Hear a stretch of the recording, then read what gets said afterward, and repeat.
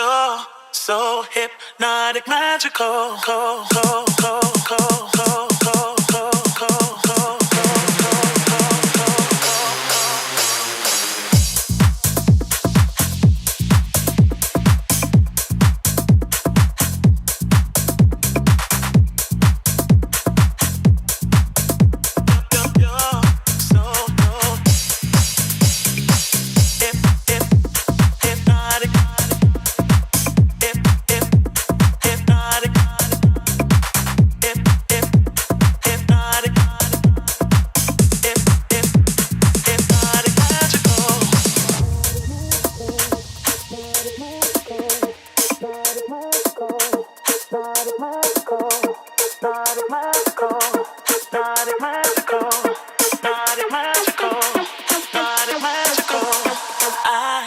Don't wanna let you know you're so hypnotic, magical.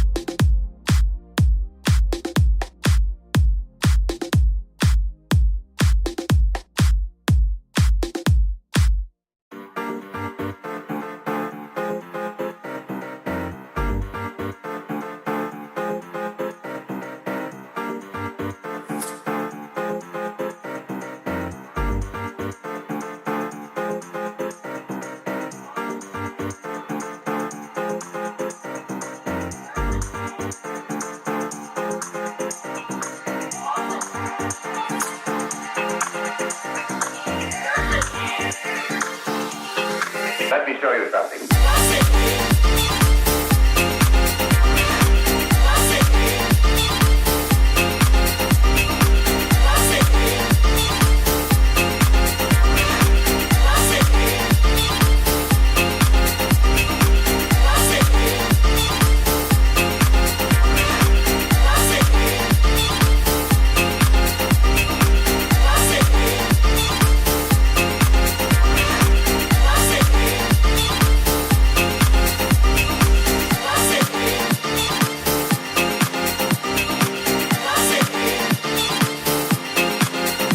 Number 37, 83. A junior from Windmill, Florida, number 45, AJ Bravo. And the goalie is a freshman from Lane, Pennsylvania, number 49, Robert Hobbs.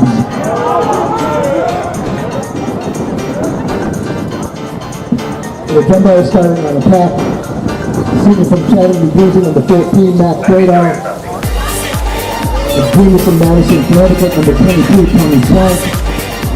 And the junior from Toronto, number 28, Jack Gordon. Starting on the face-off for the senior from Los Angeles, number 8, Aiden Hesse. Graduate from Cohasset, Massachusetts, number 21, Tiger Eimer. And the senior from Milton, Connecticut, number 55, John Murphy. And defense for the Bulls, the senior from Manheim, Pennsylvania, number 16, Matt Lane. Freshman from Denver, number 27, Joey Goldbaum. And the junior from San Mateo, California, number 44, Kyle Irving. The goal for the Bulls, a sophomore from Mount William, number 19, Connor Garzone. Ladies and gentlemen, at this time, we ask you to please rise. Remove your hats as we honor America and those who support our freedom at home and abroad with the playing of our national anthem.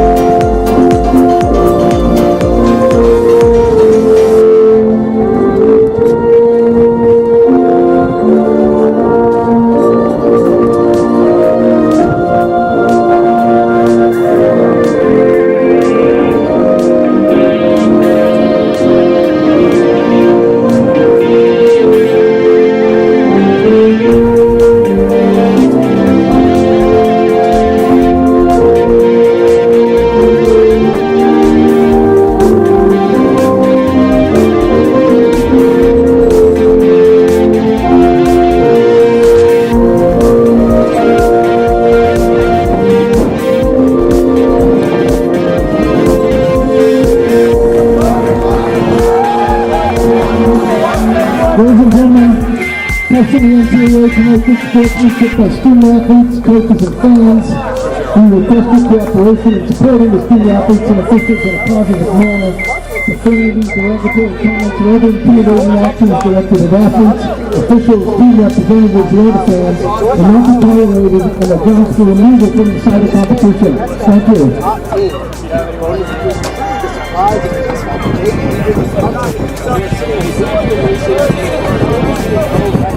Now you know we probably got a bunch of head will be their biggest test to date. They've been to 6-game game, led by Andy Kelleher, who played one offense. The Polar Bears defense will have their hands full. But on the Polar Bears end of the opponent, Donald Maroon will have a 7 range of games against this very explosive offense. Proving to be undefeated. The big aspect of this game will be the face-off. This is shit. That's it to the year. I don't know how you can do something.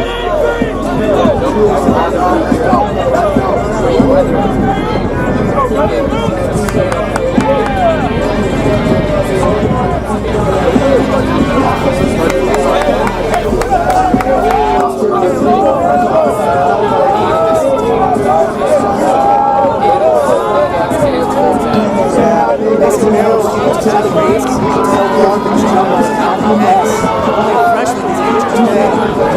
really beginning to take care of the draws. Just work extra hard on that. The lanes to the ground there. 10-0.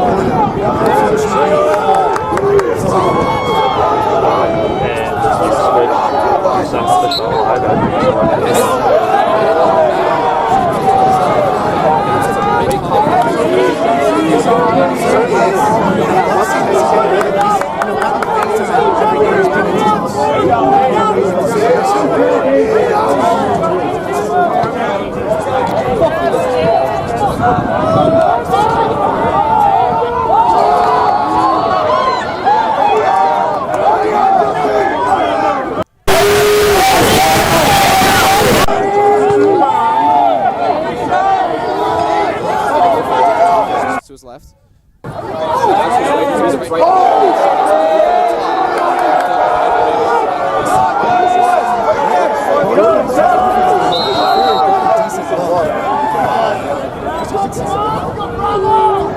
Another big force game. Hobbs as a freshman has been great for Bowdoin so far. And he makes another good save. Great shot by Bowdoin. Absolutely Tufts' ride has been great all season. Really forced other teams into tough positions to get the ball. Bowdoin breaks that ride and they'll get the nice offensive possession.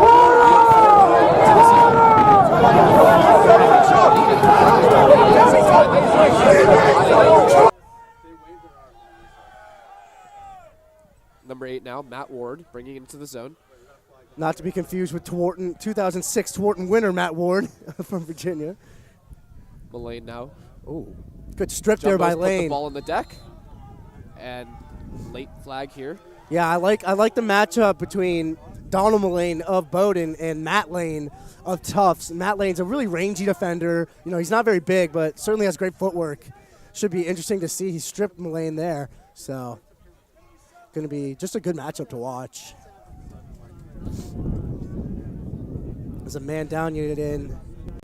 I would say watch out for 6'5" Zach Chandler up top, number 42. I'm guessing they might want to free him up for a shot. Yeah, and this Bowdoin man-up team has not been great No, this they year. haven't. With about a 35% man-up percentage, they're going to need to capitalize on these types of opportunities today. Well, I guess every good team has a weakness, and this might be theirs. Yep, Bowdoin keeping it simple, moving it outside.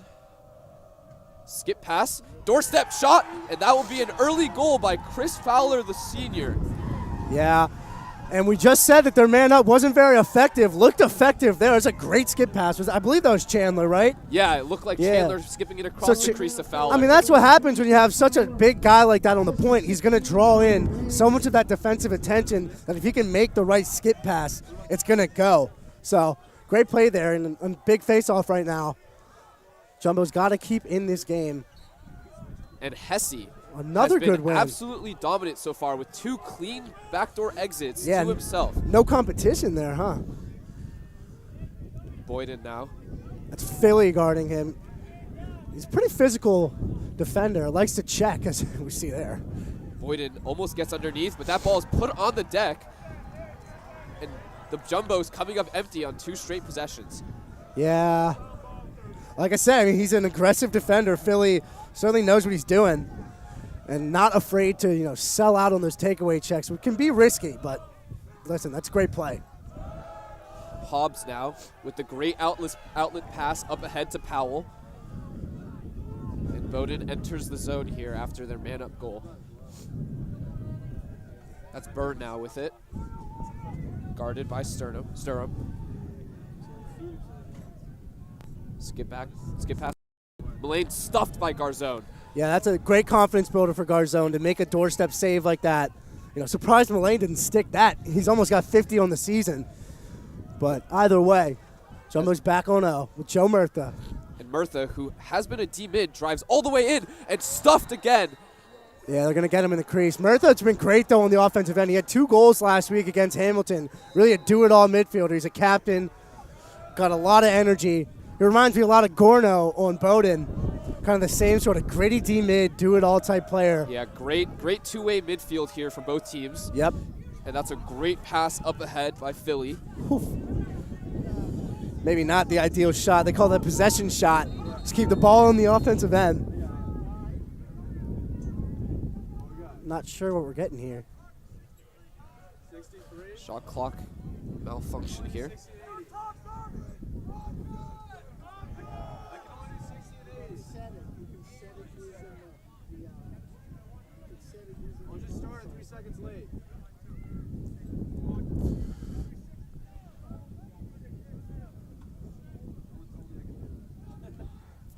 And it looks like the shot clock has been resolved as Mullane takes it up that right alley. Or sorry, that's Lack rather. Yeah, interesting to see who's going to initiate offense besides Mullane. I mean, we know what Mullane can do. And it looks like the Jumbos are in his zone right now. They broke this out against Wesleyan, and it was very effective. Another forced pass inside, no good. Scooped up by Matt Lane. Outlet pass up ahead, but that's checked out of bounds. That's just such a rush pass by Lane. You do all the dirty work of getting the ball. Got to just find space. No need to force a pass off your back foot. Yep, and Chandler back with it now. And they'll get a fresh 80, too. Yeah, and that's huge for this Bowdoin offense. Critical. Fitzgerald moving it back to Chandler. Chandler with it in his left. Fitzgerald wanted the shot, thinks better of it. With it in his left hand now. Bouncer saved by Garzone. And the Jumbos push and transition here. Yeah, Joey Waldbaum, number 27, is not afraid to push transition. He's got a few goals already on the season. He might take this one to the net. Almost does. Bowdoin with it now. As the Jumbos look to play in this unsettled set. And that's a shot on the run by Swank. And just like that, the Jumbos tie it up. Yep, yeah, Bowdoin got stripped on that last possession, but on this one, just finds Swank streaming down the field. And not sure what the defensive game plan was there, but just an intelligent cut, and Swank kind of went under the radar. And he is arguably the best shooter on this Jumbos team, so just not a guy you can leave open. And really interesting here, Kyle.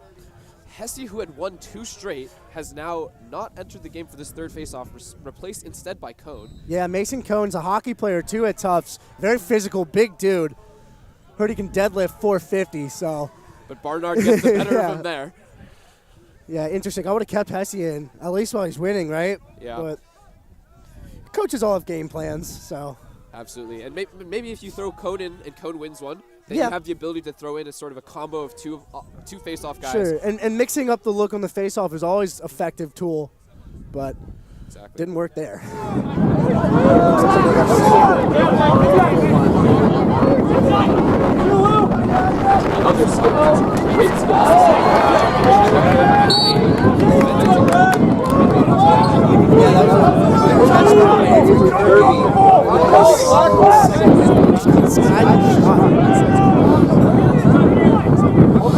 Nevertheless,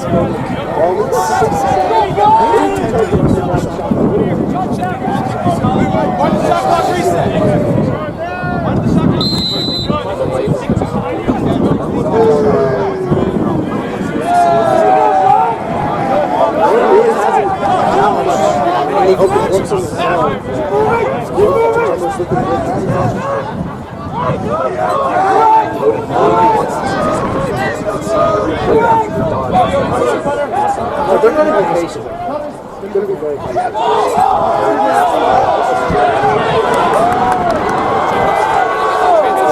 Lewis Timmons, freshman for the Timmons, behind the back. Cuts it inside. save. Amazing save. Not underneath Pat White. Promoted, beautiful save there. Robbing They can't clear it.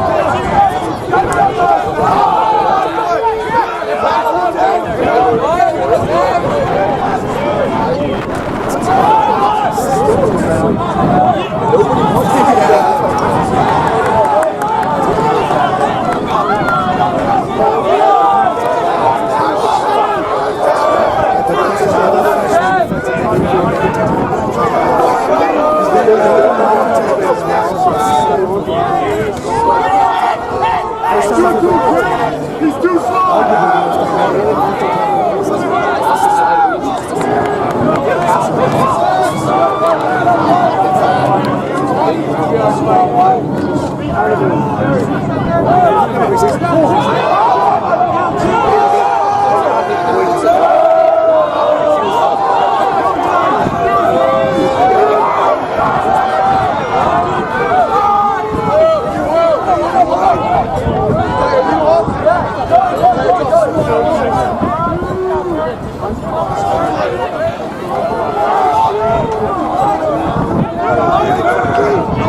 To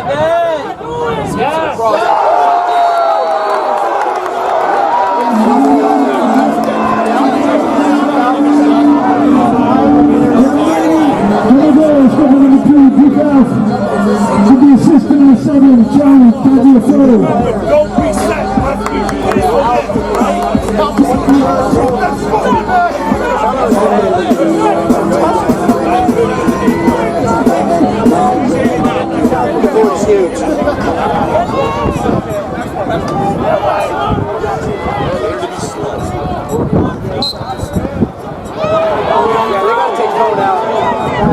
Not a winning point.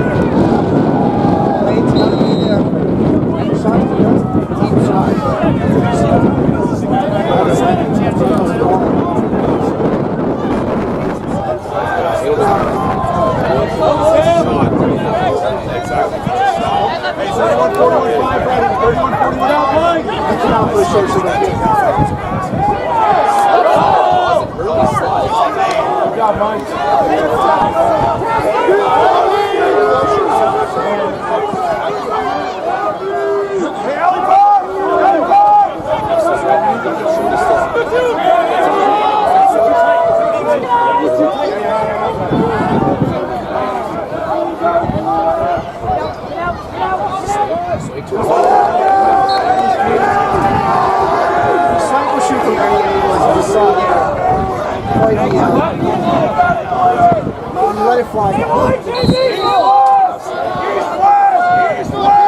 Let's go,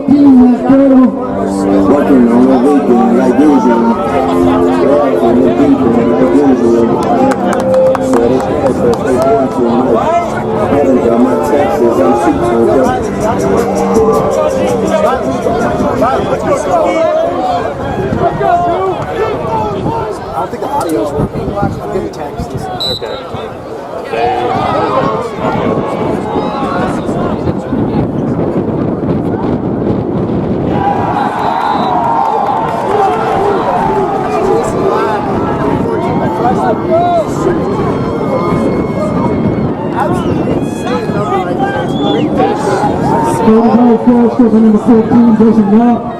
With the assist on number 16 down in the lane.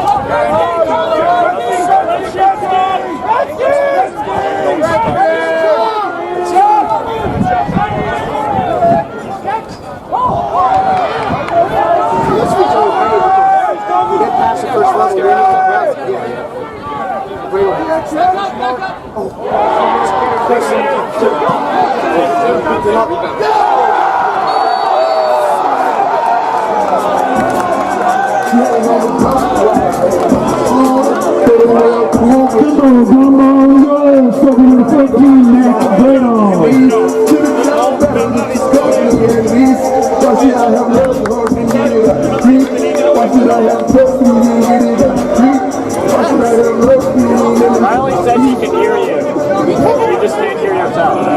So just keep it rolling. We'll fix that tomorrow.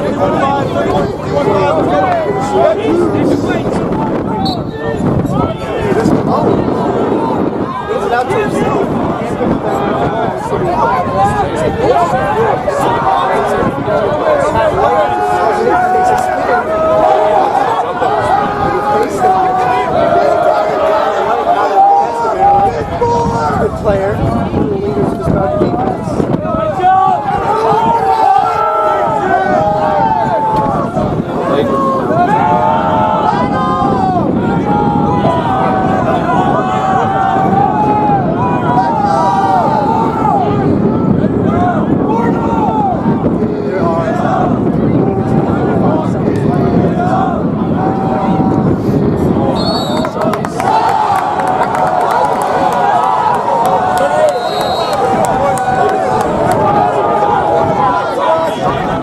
That's a big momentum play right there.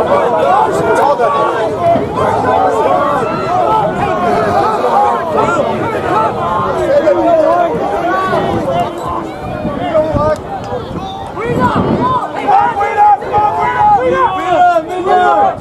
Jumbo's down to the ball, get that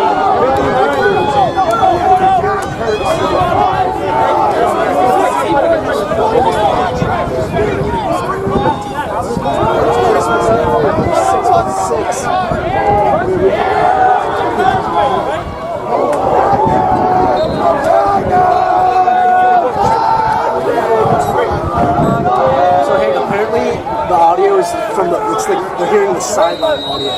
Careful side if you're on the line. You almost killed it.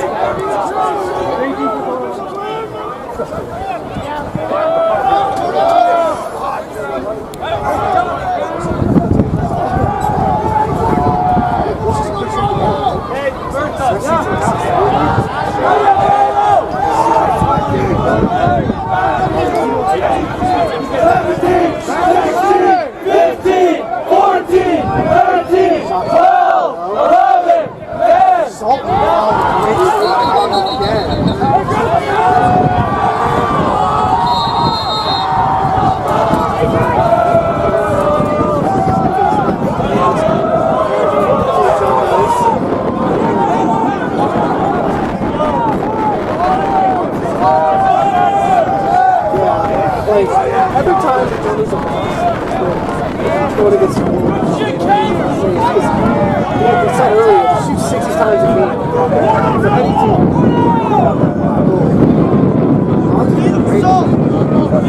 Over 50% save percentage, 11 goals.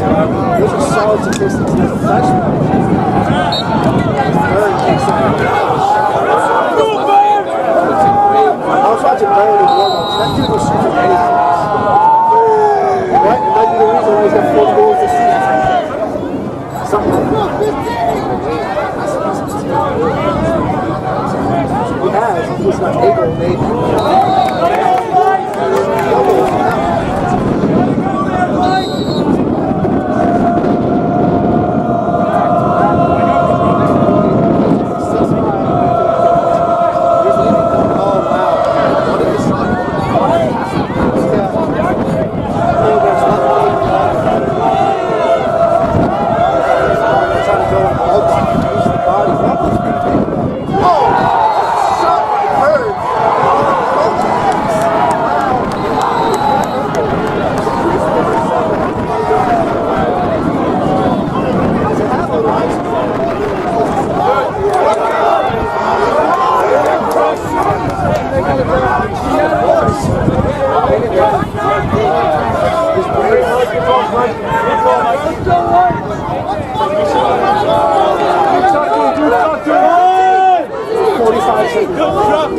Jumbo's not on the whole. They'll take their opportunities.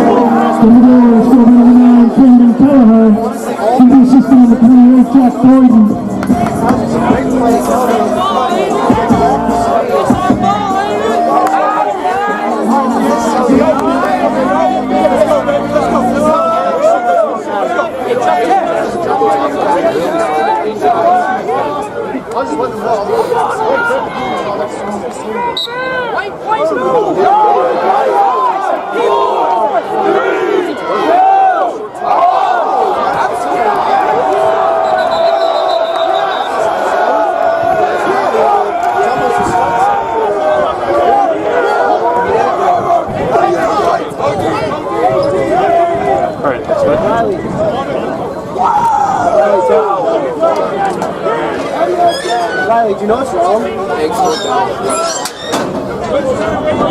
It might be volume.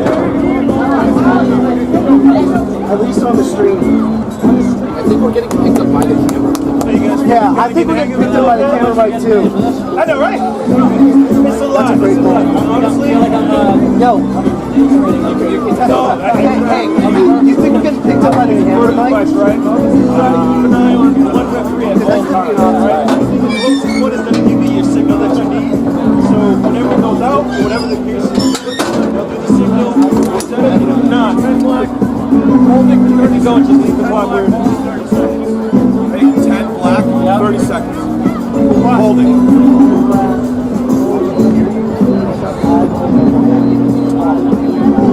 Okay, it's definitely, it's the camera mic picking things up, not that. Might work. Hey, Don, the camera mic. The camera mic that's picking things up, not the wolf box. Are you 21? No. No, really?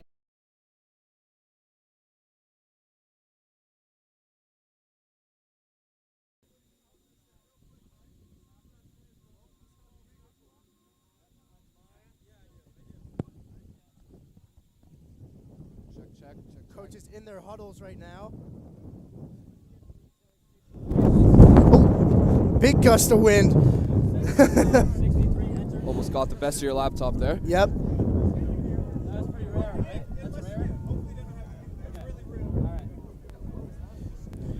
All right. I think we're sounding a little better. Yeah. We can hear each other. Now there's apparently no sound.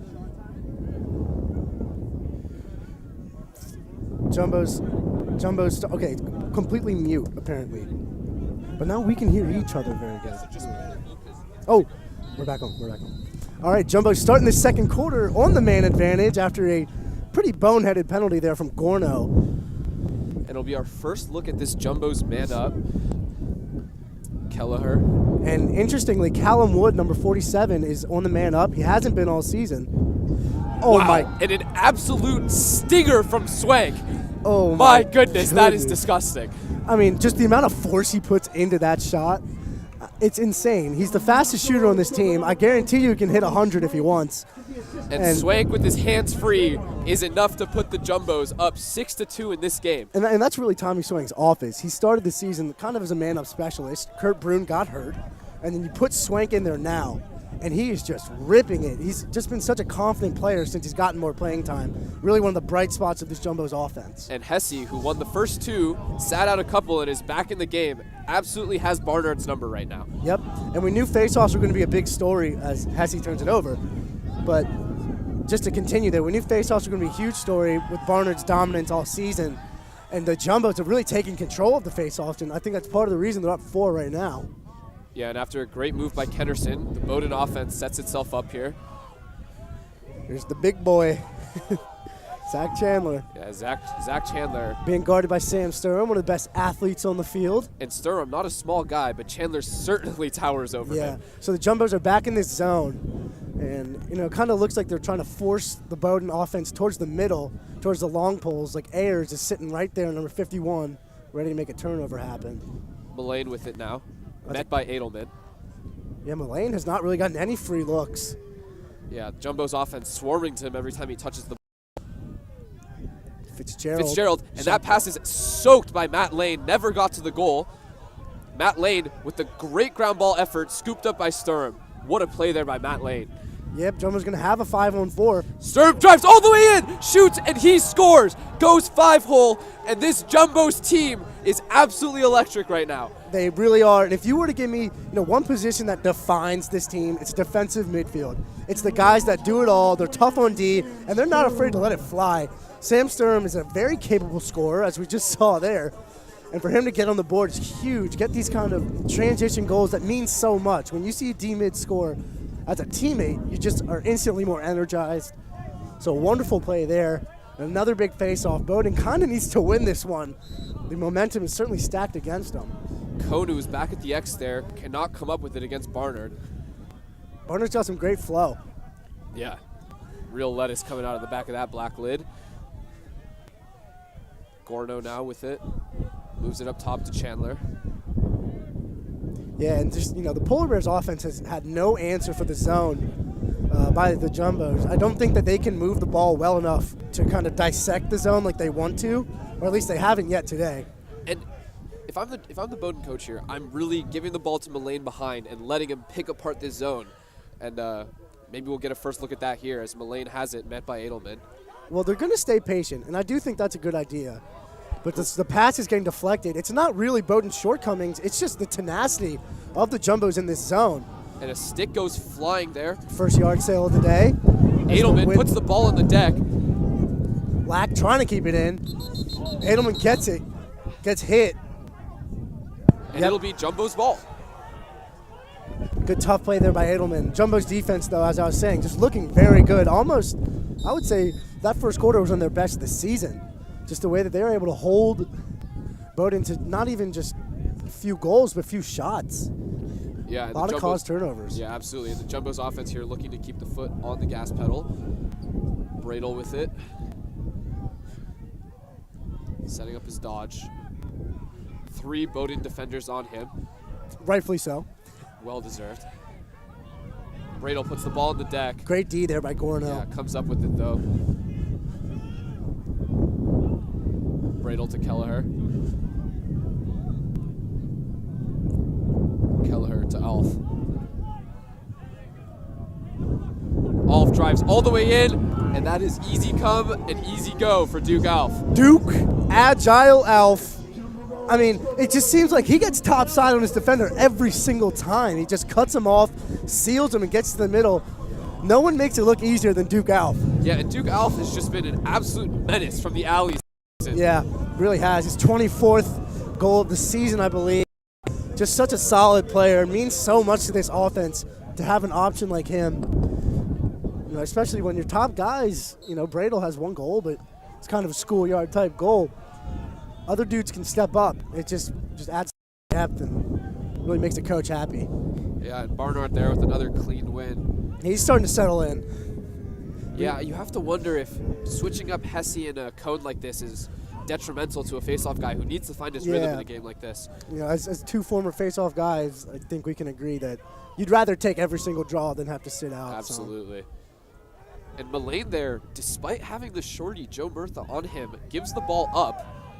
Well, it looks like they're trying to set something up. They're getting Mullane over to that right side as that shot by Byrne just whips by the goalie. Yeah, scooped up by Lack. Mullane again has the shorty here on this close side, met by Sturm. Wants the dodge now. Moves it instead. That's Chandler. Back to Mullane. Mullane, roll dodge, shot, and that goes Off Garzone that and is in. And Garzone traded with himself there. Tough break for the Jumbos, but that's a goal you need if you're the Bowdoin Polar Bears. Yeah, you need your leaders to get you back in this game. If I told you it would be 8-2 with 11 minutes left in the second quarter, I think everyone would be surprised because we were expecting, a competitive game. And for Mullane to get that third goal for the Polar Bears, they've been sitting on that third goal forever now. Yeah, so absolutely. Just a good move by him. Way to be creative. They kind of moved him from X, right? They kind of put him up top, put him in a place where he'd have way more space. It worked there. The Polar Bears almost get that face off. Tough scrap by Mason Cone. Yeah. Comes up with it, Mason and he's Cone's driving in here. Oh, great check from behind. That was Harp Lane. Yep. Put that ball on the deck, and Mason Cone thought he had a goal there, but for all the physical tools Mason Cone possesses, I'm sure Coach D'Onofrio does not want to see him running down to the goal like that. But either way, great face-off by Cone. I mean, he's a really physical guy. He's captain of the hockey team at Tufts. I mean, that's the type of athlete you're looking at. And, I think for him that's very encouraging, even though the turnover was a little costly. And it looks like the Bowdoin Polar Bears have moved Mullane to this alley spot. I like that. Yeah, lets him get a little bit more mobility, draws the shorty just like this, and now he can go to town. I mean, he's not even getting approached to like 12 yards. Wow, what a move. Ooh. And great save by Garzone, had it the whole way. He really read that well. There's a sweet little answer move there from Byrne on the left-hand side. And Byrne with that quick release could not beat Garzone. Garzone moves it up to Kelleher. And Kelleher in open space is not going to be any match for an attackman. No, he will not. He'll bring it down. Kelleher still has it, splits to his left, moves it inside. Boyden wanted the around the world there on the crease, but could not come up with it. Boyden's still there. Oh, and puts it wide left. Great backup there by Boyden. Yeah, it was a good hustle by Bravo of the Polar Bears as well. These guys, I mean, both teams are really fighting for it. So far, I think the difference has been the Jumbo's defense, though, and we don't say that often. But they've been playing really well of recent. Only gave up 9 goals last week to Hamilton. And Boyden absolutely bodied there. That was Aiden Philly who put him on the ground. Yeah, I'm impressed by Philly. He's caused some turnovers, played really aggressive defense, which you have to do against Boyden, because if that guy gets his hands free, it's over. Yeah, and Boyden, who loves to back down defenders, did not stand a chance there. But a good ride here by the Jumbos. Yep, Bradle causes that turnover. Boyden scoops it up, looks Jumbos, to push hard here. Here's a 4-on-2. Has Bradle, and that was never in doubt. Nope. Nope. Mac Bradle from 6 yards is about automatic as the day of the week ended in Y. Yes, sir, and Bradle, who had 2 goals, 3 assists in the last game versus Hamilton, has not slowed down in any way. He hasn't. He's just... And the Bowdoin Polar Bears call timeout as they look to rally here in the quarter. It's 9-3 with 8:45 left in the second quarter. We are in for a treat.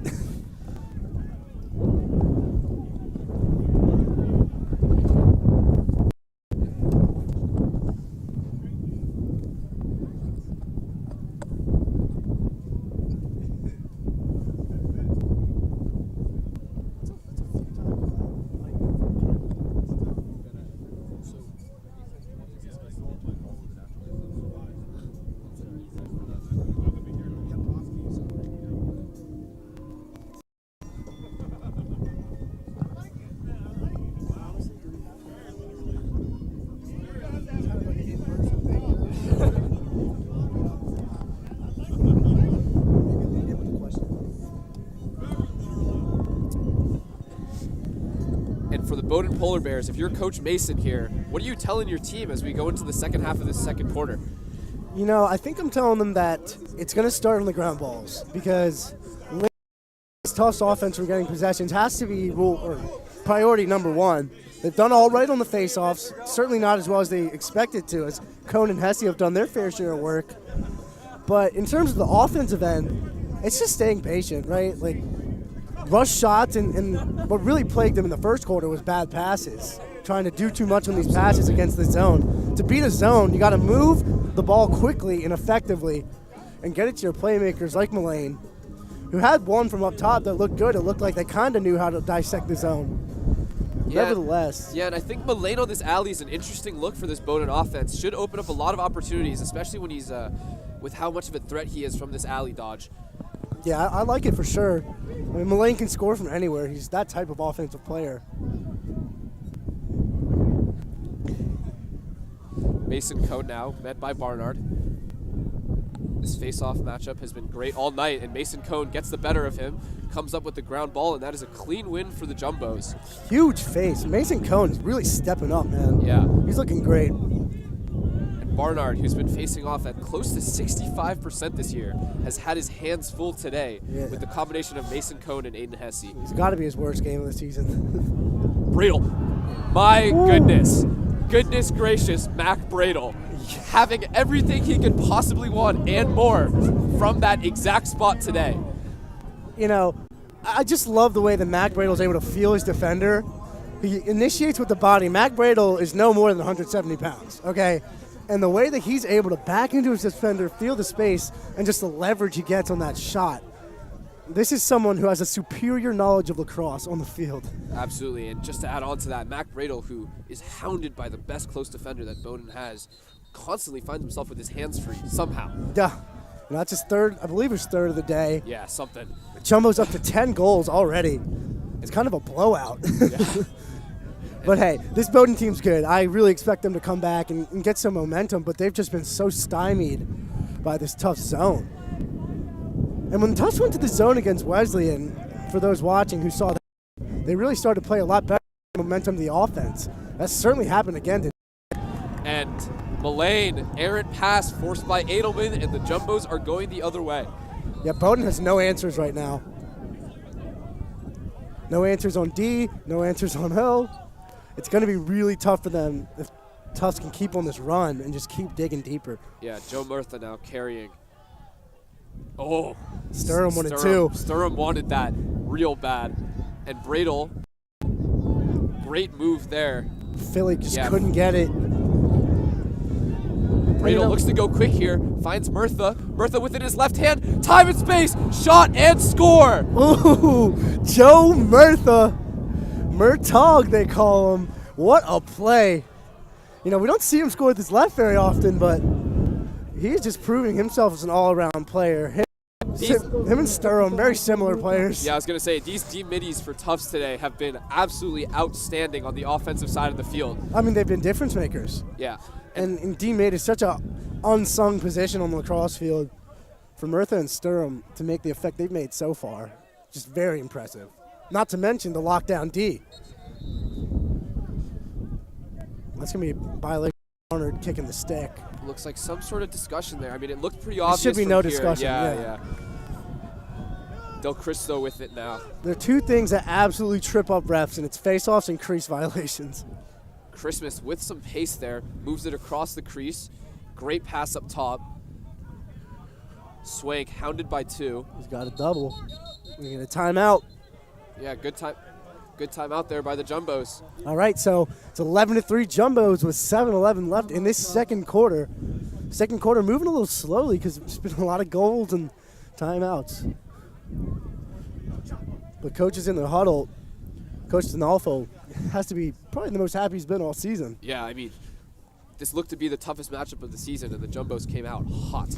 Yeah, so going along with the Jumbo season, they had a little two-game losing streak where they lost to Union and Middlebury back-to-back. And I think what characterized those losses were just a lack of energy and an inability to really let the offense flow and make stops on D. And here we've seen the exact opposite. I think Coach Dinolfo did an excellent job getting his team prepared and hyped up to go out there. They've certainly been attacking the ground balls. As we look at these stats right now, yeah, Jumbos have 23 ground balls to the Polar Bears 14.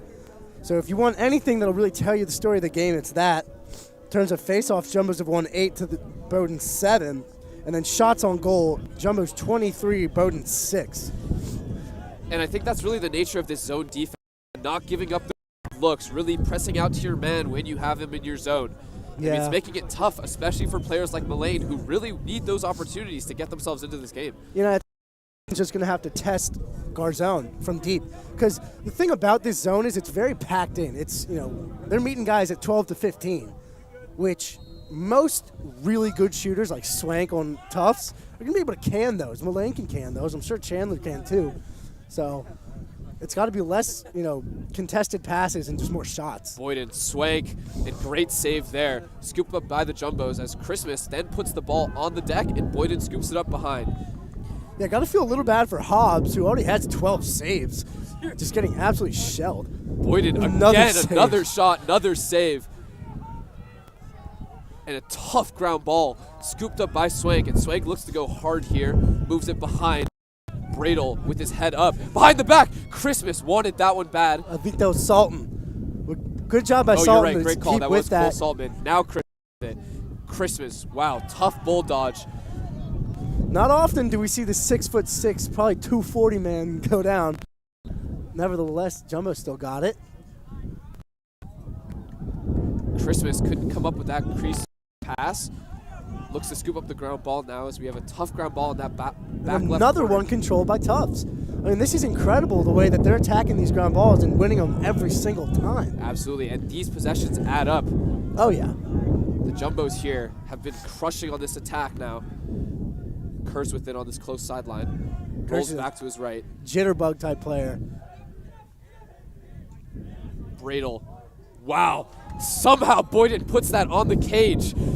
I can't believe he even caught that, and I can't believe we heard a crossbar from here. It's just insane, the chemistry that Bradel and Bowdoin have made so far this season. They're two of the most skilled players in the country, and for them to just be clicking like that together is just something to watch. And Bowdoin now really needs to see some good long offense here. Yeah, they need a goal in this possession. Absolutely vital. Fitzgerald with it. Moving it up top. Chandler.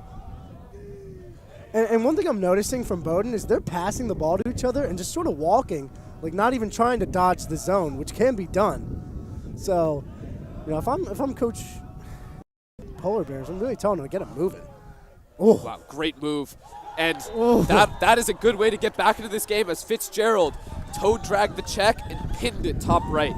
Only fitting that the Bowdoin hockey player makes the toe drag move for the goal. Fitzgerald, the freshman out of Georgetown Prep in Maryland, having himself quite a season. That's his 34th goal of the year. And that's a huge play. Like I said, you got to dodge the zone. Quick ball movement, face dodges, toe drags, answer moves like that are going to be the way you beat a zone. Absolutely, and there's no shortage of players on this Bowdoin offense who can beat a one-on-one matchup. And those are the types of things they need to exploit to get back into this game. Yeah, Tufts has been playing awesome team defense. But in terms of, the one-on-ones, I think Mullane can, beat anyone. I think Fitzgerald just showed us right there why he's got so many goals. Speaking of Mullane. It's no fluke that a team goes 14-0. Mullane, swim dodge, draws the slide, moves it across, skip pass. Back up top, Chandler. Chandler with the step down. Drills the crossbar. That was a hammer. What a shot there. Swank can't find it. That ball will go out of bounds, and Swank was the closest, so Swank will scoop it up. Heads-up play. Very heads-up play right there. Great awareness there from Swank. Meanwhile, that's an absolute hammer from Chandler. With the strength of Paul Bunyan, Garzone got bailed out by the player. I don't think any goalie would save that, though. And two great possessions there from this Bowdoin offense. Really great shots on net, and that's what you need to get back into this game. Has to be encouraged. And it looks like they're kind of settling into a zone of their own. Yep, absolutely. Don't want to say that too prematurely, but they are. Jump shot, Alf puts it over the cage, but backed up by Bradel. Yeah, look at it looks like they're in a zone here as the two poles straddle these posts. Swank stepped down.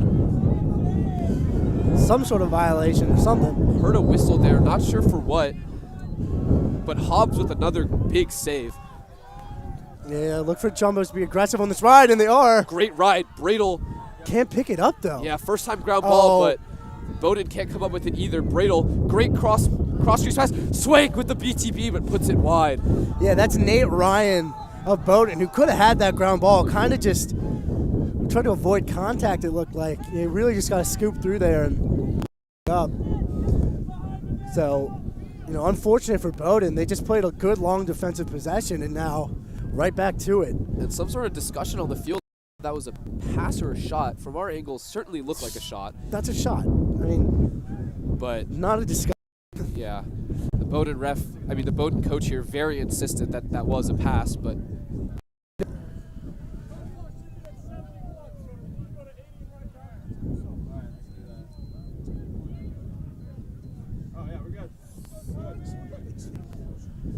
Shot clock has been set to the correct number here as Bradel picks it up in that back corner. Moving it up top to Swank. Swank to Kelleher. Kelleher with it. Shimmies. Rolls back to his left. Hands free. Step down. Left. And puts it in the place where a goalie is not going to get there on time. That ball had a GPS to the bottom corner and reached its destination. That's what I love about Kelleher, and what I think Bowdoin needs to replicate on their end is he does these little 2 or 3 step dodges against his own where you can get his hands free and score. Kelleher, one of the best in the nation at it, so it's certainly not something that's easy to replicate, but I'm sure Mullane can kind of look at that and see some inspiration into how to break the Tufts zone. Yeah, absolutely. And like you said, this Jumbo's cracked that Bowdoin zone very quickly. Yeah. Barnard wins it ahead, but that ball is scooped up. That was Ayers moving it ahead. Yeah, Michael Ayers, a freshman on this Jumbo team. We've talked a lot about him all season. He is such a bright spot, so talented on the ground balls. Bradel, right on that 5-and-5, but skies that one. There is no one more fun to watch than Mac Bradel. He'll take any shot. Absolutely creative. Interesting look there. Murtha's still on the field. Yeah, and the real threat of Bradel when he hits that 5-and-5 is you don't know which way he's going, right? You don't know if he's going over the top of you as that defender or if he's going underneath. And it makes him such a threat. Yeah. As he rolls back underneath. Few people are truly ambidextrous. I'll give Bradel that credentials. Oh, and that skip pass might have gotten tipped as it goes out of bounds. Not tipped, though. No, not tipped. Bowdoin ball. All right, so 12-4 with about 2:40 left in this quarter. Getting a timeout, I believe. And this is critical for Bowdoin. Yeah, Bowdoin needs to drop some sort of play here that's going to lead to a great offensive opportunity with some momentum going into halftime. Yep, so Tufts calls the timeout before a riding opportunity. Look for them to mix it up. Maybe we'll see a 10-man ride. Yeah, I was going to say, or some sort of trap in this back corner. Yep, because the ride's been pretty good so far. They've definitely generated more opportunities. And I think teams that beat Tufts are able to beat their ride and really able to break it down and get tape-to-tape passes. Bowdoin has not done so far. I would actually say their stick skills have looked pretty poor. Yeah, all facets. You have to imagine, maybe they weren't expecting to see this zone. It's tough to say. I think they weren't expecting this bellow breeze. Yeah. I'm sure you can hear the wind over the broadcast. It is something else today. Yeah, Bellow Beach never ceases to disappoint. That is for sure. And Bowdoin here, you have to imagine you need a goal or two going into halftime. You need this momentum. You need these opportunities. I think best case scenario for Bowdoin is they get it to maybe 12-6 or 12-7 before half. They got to play some make-it-take-it lacrosse. They got to score and then continue to be solid on the faceoffs. Barnard's settled in a little bit more. Still definitely not dominating like we thought he would. It would be interesting to see if Bowdoin chooses to go with Bo Burns, freshman backup out of Sidwell Friends School in Washington, D.C. He is a very strong player, very coachable player as well. You certainly have the insight onto that. And yep, I know everything. Like we were saying earlier, the faceoffs is about split right now, 8-9 favoring the Jumbos by 1. But we're going to need to see something here from the Bowdoin Polar Bears going into halftime. Yeah, I think there are a lot of ways that you can break down a ride and a lot of clearing strategies. A lot of people try to do the punt return clear where you get your fastest guy and just have him out athlete everyone. But if I'm Bowdoin, I think they just got to cut efficiently. There's going to be a hole somewhere in the ride. And it doesn't look like a 10-man ride, but the Jumbos are pressed out at every point on this field. They're really guarding that midline very tight. Yeah, and it looks like everybody's shut off, and they're letting this pole cross.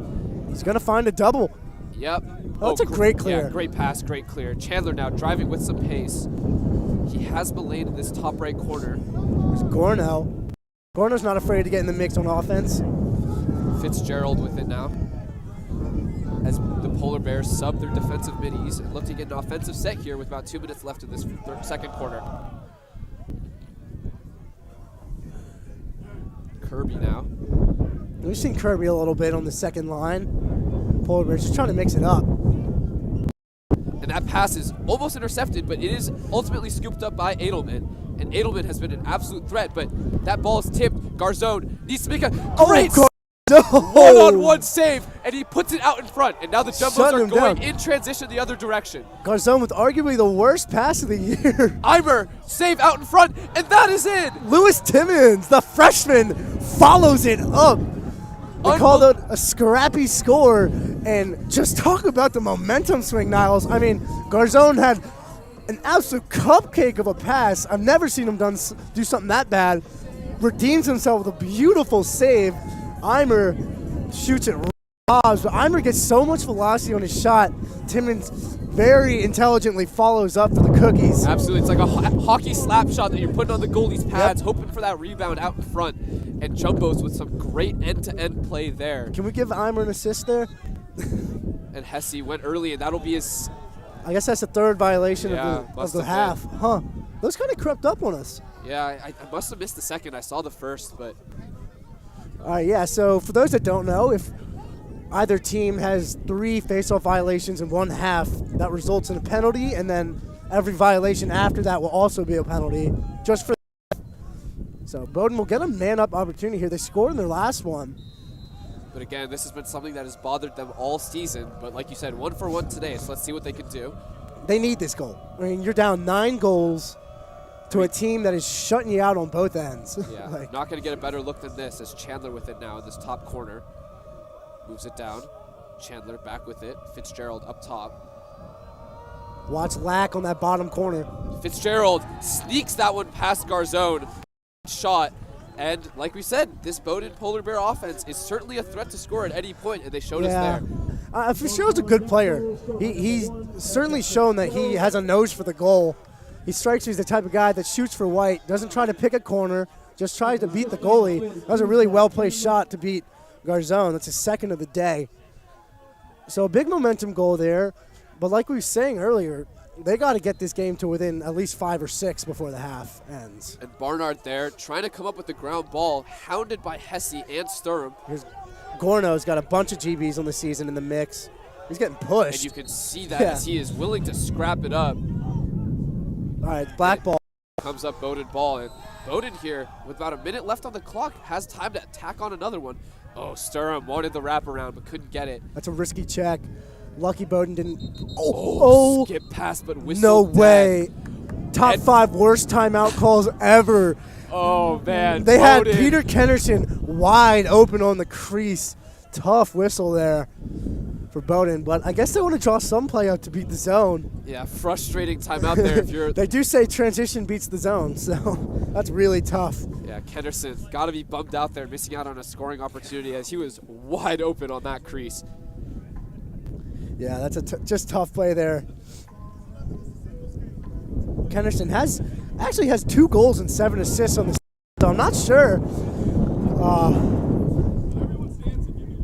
Not sure why Coach Mason didn't have confidence in him wide open on that crease, but a lot of coaches do this when it's the last possession.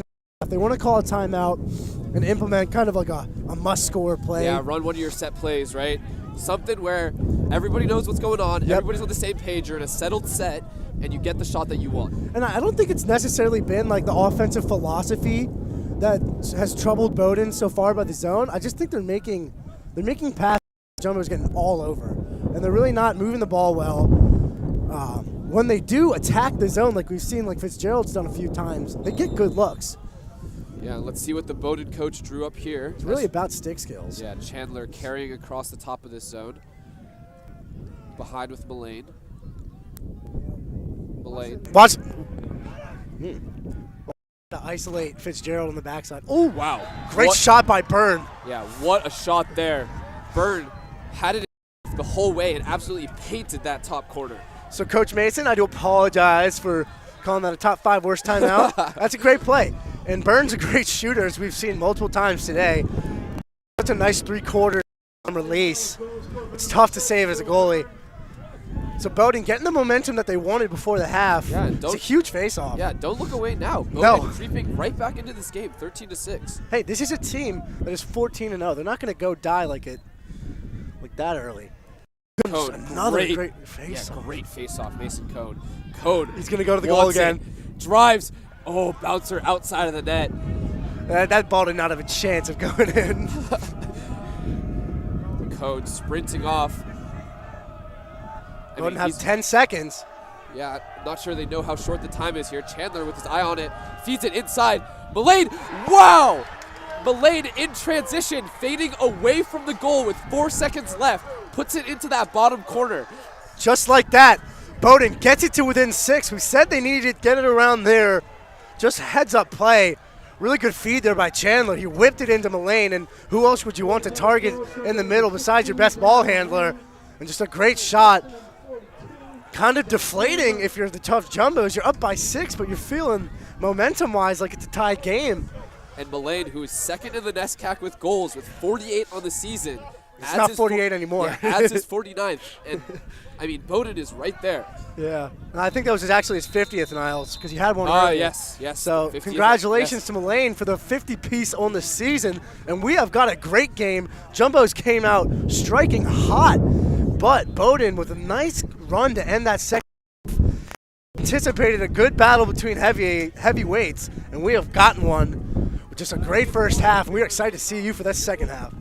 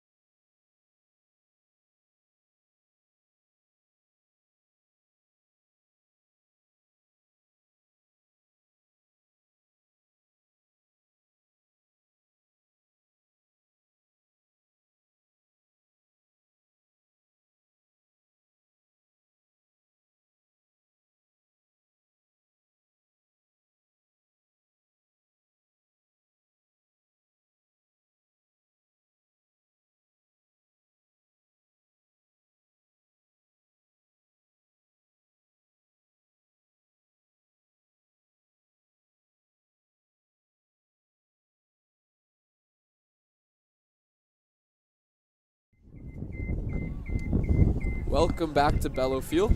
This is Niles Lowe, joined by Kyle Amate. And after a very exciting first half where the Jumbos were up 10-2, and then the Bowdoin Polar Bears stormed right, the score is now 13. Kyle, what do you think the big keys here are for the Jumbos? Yeah, I mean, I think for the Jumbos, they've been doing amazingly on defense in the settled defensive opportunities that they've had. As we saw at the end there's some transition breakdowns and some inevitable goals that will be let up. So for the Jumbos, it's just keep locking it up on D and keep that face-off, competition going. They're actually up on Bowdoin and Ethan Barnard, which we really did not expect. But then conversely, if you're looking at the keys for the Polar Bears, I think the face-off is something where you can really gain ground when you're down 6. If you can play a little make-it-take-it style lacrosse, control possession, and just give your offense more time to work. I think they were starting to understand the zone a little bit better. They were completely flustered for a good 20 minutes of that first half, but they started to get it better, led by Mullane and Byrne and Pat Fitzgerald, the freshman, who's been playing very well as well. Yeah, and this Jumbos team, who has been playing so well today in transition, in settled sets, I mean, they're going to look to add a couple here, but if you're the Bowdoin defense, you got to stay strong. Goalie Robert Hobbs has been playing outstanding. He's had he's been shell-shocked really, but he's been great in the cage. I think you're right, Niles. He's playing outstanding, which just goes to show you just the volume of offense that Tufts has had. I mean, we know this team can shoot, but how many shots did they get in that first quarter? 41 shots and a half. I think giving up 13 is actually pretty damn good. Yeah, absolutely. And at the X now, Aiden Hesse, joined as always by Barnard. Let's see if Bowdoin keeps that momentum they had at the end of the first half. Scored 3 straight. Barnard, great win out front. We have not seen him run in transition and really push that 4-on-3, but that Jumbo's defense really sliding fast. All right, so if you're the Polar Bears and Coach Mason, you got to be excited by that. Barnard back to form. Chandler now. See if Jumbo's sticking to the zone. It's been so good for them all season, really. Every time they've used it, it's worked. So. And Bowdoin now. The offense has run through Fitzgerald today, and they look to continue to do that. Yeah, I think they might also try to free up Lack inside. We know he's a really good finisher. Mullane carrying here. They're looking to try to move some pieces around to the bottom part of this zone and really try to isolate these back sides and look for skip passes just like that, but that one's tipped. And those are the kind of passes that they, were getting intercepted earlier. And now, correct me if I'm wrong, but it looks like they're moving a lot more off ball. Yeah, absolutely. I bet that stagnant play that they had against that zone early on is something that the coach talked about at halftime. Wow, great effort. That's Joey Waldbaum at the end line there. Great individual effort against 2 Bowdoin players. And, that's one of those plays where you just got to want it more. Exactly. And that's the type of energy that Tufts has had all day. They've had that on the ground balls. Every single run out they're going for. So, in terms of the intangibles, I think Tufts is dominating that space. Absolutely. And almost a hospital pass there to Joe Murtha, but comes up out of that exchange looking A-okay.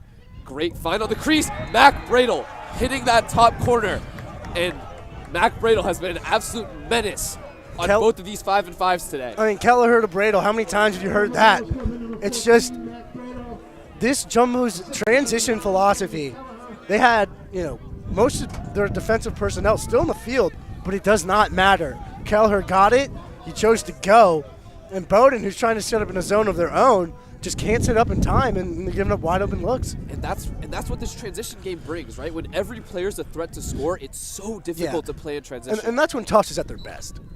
This Jumbo's team, when they are able to dominate transition, that is truly when they are at full speed and can be the best team in the nation. Wow, great pass by Mac Bradle.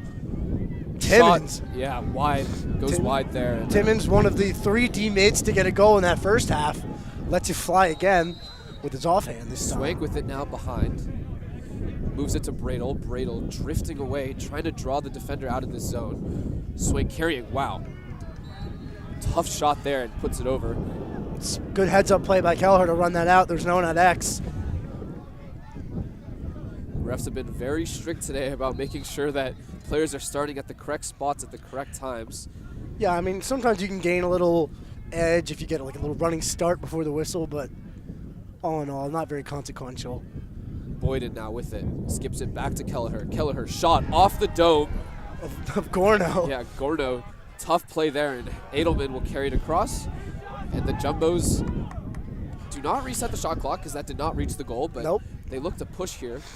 Bradel's pass, just kind of maybe a little forced, but all right, we'll see Bowdoin get a possession here. They really, I mean, that first goal to start the half for the Jumbos was so huge just in terms of slowing down the momentum that Bowdoin had in the first half. Absolutely. A great individual clear by Gorno. Splits the tandem of Swank and Boyden at that midline. Mullane to Gorno. Gorno cuts it inside on his knees. Wow, almost snuck that one in. Backed up on the end And he line. drew a penalty there. Yeah, Lack at the end line. And it'll be a man-up opportunity here for the Polar Bears. I tell you what, I love Gorno as a player. He's really hard-nosed on D, not afraid to take it to the net, take a hit. Earns a penalty for his team. And we will see this man-up offense for the Polar Bears in a position where they kind of need to score it when every opportunity they get. Yeah, had a lot of empty possessions in that first half and cannot have the same. No, they cannot. I think, last time it was, what was it? It was Chandler actually making the feed. I think it was either Lack or Byrne down low who got the goal. So a lot of attention just around Chandler and that big 6'5" midi with the laser. Yeah, and it looks like this man-up set really runs through Chandler. Mullane now with it. Mullane carrying to his right, met by Edelman. Turns. Skip pass was there, and that was forced. Yeah, way forced. It was not. Wow. There was no open man there. And Eimer shot out of a cannon, picking up that ground ball. So fast carrying into that offensive zone. And Jumbo's pushing again on this uneven set, but that pass is over the head of Boyden. Yeah, kind of maybe a little ill-advised. You really want to run that penalty out. Yeah, great idea there from the Jumbos, but just not an opportunity that's easy to capitalize on. No. Again, these clears have been brutal but rewarding for the Bowdoin as Fowler moves it across the midline. All right, so we're back to even strength now. I guess that was just a 30-second penalty. Here's Mullane. Yeah, Mullane turning the corner, or tries to at least. Shot, wow. From our angle, that had some heat on it. And that's Byrne from this whistling. alley. Sure, Garzone heard that running by his head. Mullane now has Waldbaum hung up. Spins inside. Slide is late. Great save, Garzone. It's another ground ball battle, this time picked up by the Polar Bears. Shot. Wow, what a shot. Will Byrne, with his left hand, moving right to left, puts that one far pipe. Tough shot. Tough shot, but it comes off a really good ground ball by Absolutely. Byrne. And one of the differences we talked about in the first half was the Jumbos just absolutely attacking ground balls and really beating Bowdoin in that category. So to see Bowdoin get some life from the ground and then turn that into offense is something very encouraging. They're going to keep it within 6. That's big, just keeping within punching distance, right? Yeah, and in that first quarter, it was very much a blowout. But now, Bowdoin is just right there, right? Yeah. I mean, you can feel it, that if this team sort of lets loose some of these shots, right, they get these opportunities to go. I mean, they're right back in this game. Matt Lane. Oh, Matt Lane falls victim to the trail check, but scooped up. Great ground ball by Ayers. Wow. Looked like Matt Lane tried to flick it on there. It's tough to see what he was trying to make on. Well, no, Boyden was trying to find Lane on the crease. He's open, just kind of a pass just a little behind him. So Bowdoin will retain possession, but.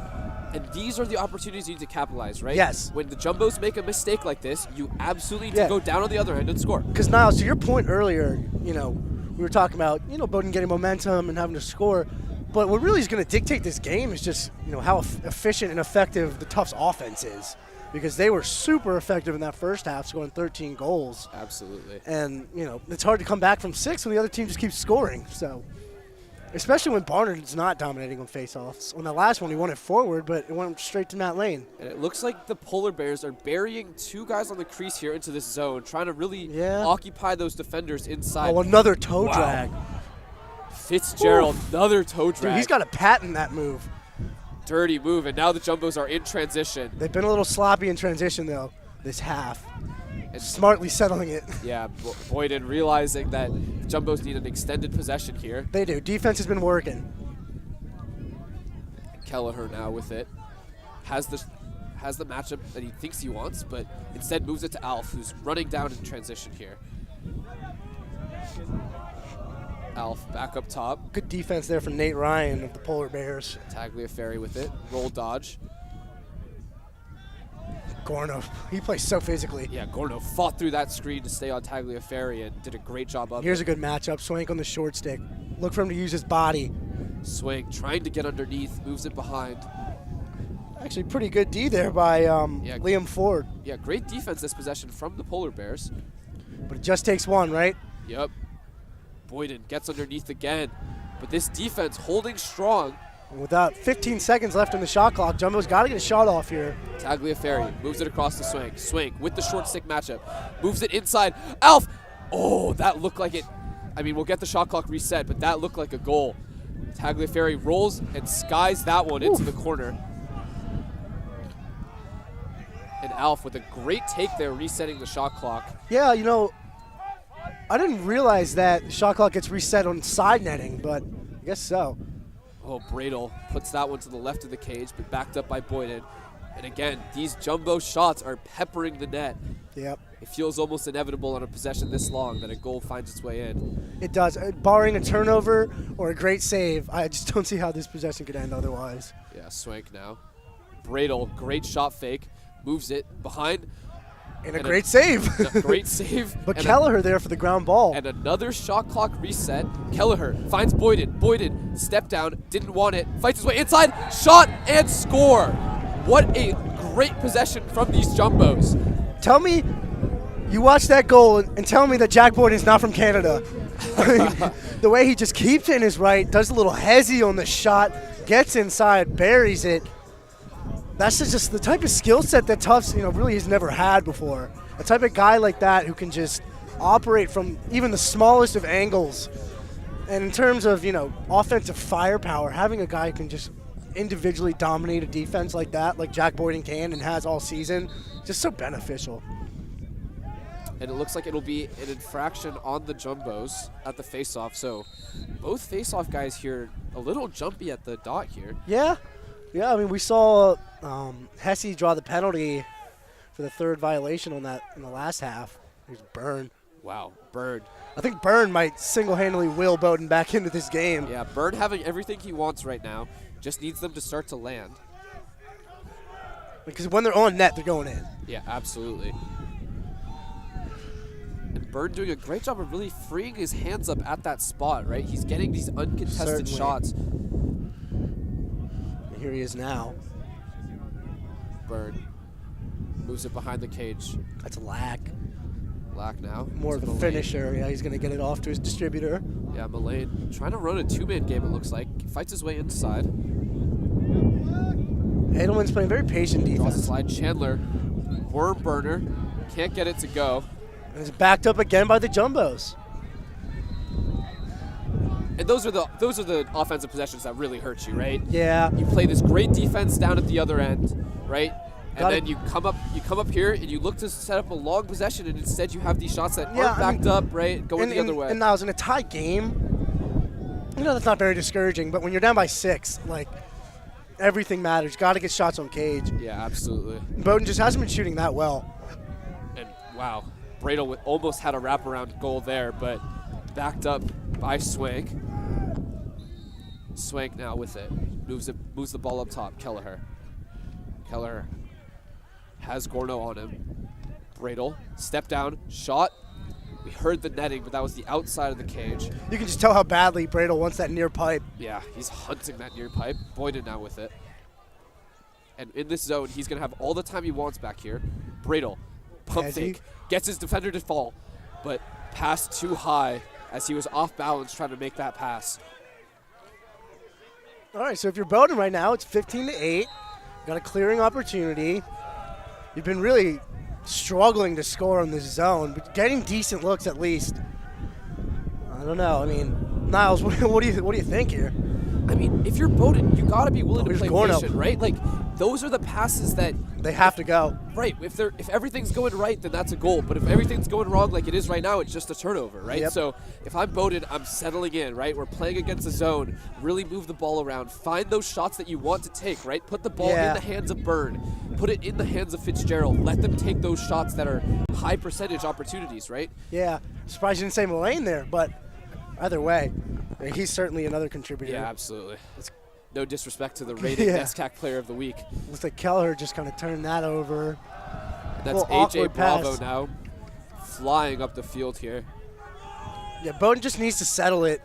They've kind of been, when you're down by this much, you want to push transition, but there's a difference between pushing and forcing.